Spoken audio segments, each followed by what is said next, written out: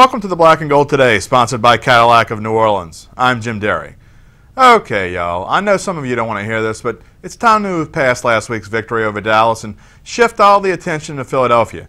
As we said yesterday, the Saints are about to face a team that is either really mad, really frustrated, or both.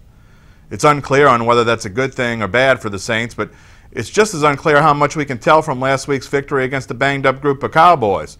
For the answer to this and so much more, let's go to Saints beat writer Katherine Terrell, who will help us continue our highly successful Pick 6 segment, which has gained national acclaim. Katherine, okay, so I exaggerate a little bit, but the boss likes it. I'm going to present 6 questions and/or observations to you, including one from a reader, and you'll give me a 20 to 30-second response. How does that sound? Man, can't wait. Just try not to give me hard questions, okay? All right. They'll be pretty easy, I think. Well, here we go. Number 1. Let's go back to the question at the end of my intro. You agree that we'll find out a lot more about this team in this week's game than we did last Sunday against a defense riddled with injuries?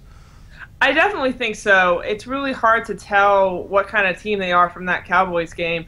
I think they showed they had a lot of heart by coming back and winning. But also, just in that game alone, I think the Cowboys lost 5 players at least. And not only that, they didn't have Romo or Dez Bryant. But a win is a win, and it's a good start for them. Yeah, Sean Lee leaving early wasn't a bad thing for the Saints. No, and having no Tony Romo wasn't a bad thing either. All right. Number 2, okay, let's be rosy sunshine for a sec. It seems as if the rookies took a big step up Sunday, and they'll be counted on this week to put pressure on Sam Bradford, most notably Mr. Kikaha and Mr. Anthony. Yeah, Sam Bradford hasn't really impressed me at all this year from what I've heard and seen of the Eagles games, which really isn't that surprising because I don't think anyone really thought Sam Bradford was going to have a great year except for Chip Kelly. But obviously, you know, they're on the road. They need to get their first road win.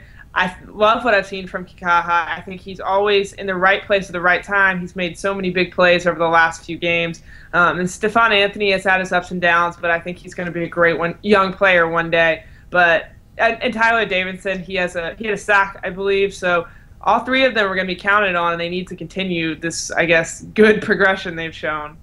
Well, remaining positive and moving to the other side of the ball, I don't think it's been mentioned how important Willie Snead has become. Do you see his role increasing even more?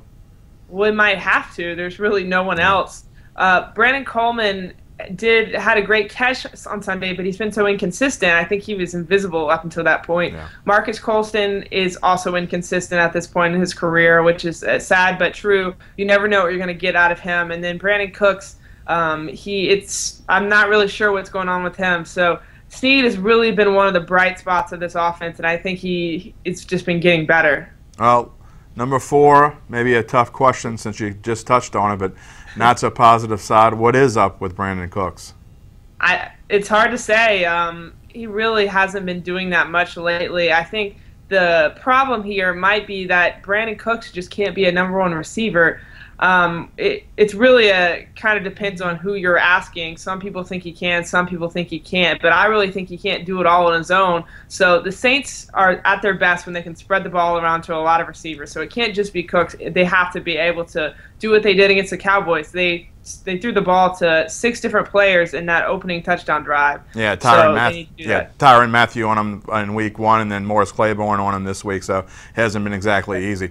Hey, number 5, maybe with another week of rest, Drew Brees may look for a few deep ones this week, you think? I think so. It really depends on how far along his shoulder is coming. Last week, I think it started to really hurt him in the second half. There was some good passes in the first half. I think he was throwing them at 20 or 30 yards. In the second half, it seemed like he was barely able to do that. Although he did get it done, I think that pass to Spiller went 20 yards through the air. But really, he just needs rest and rehab. You can't expect his shoulder to be 100% the first week. And he's not going to tell you how much it hurt, but I can think the more time he gets, the better it's going to get.